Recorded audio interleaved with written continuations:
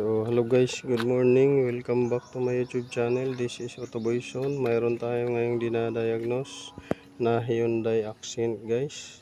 So ang issue nito guys ay nag-mild overheat. So bumulwak daw yung tubig. So hindi naman siya naubusan ng tubig. Mayroon pa rin tubig.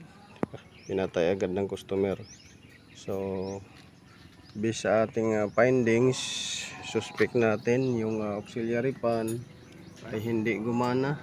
Biglang namatay siguro to sa biyahe, kaya tumaas yung temperatura ng tubig at saka yung pressure nya.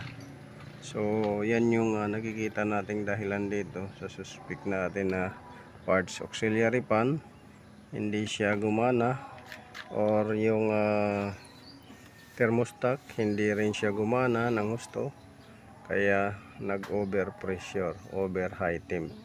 So ngayon tinanggal natin tong reservoir. So dito daw bumulwak sa hose return na yan.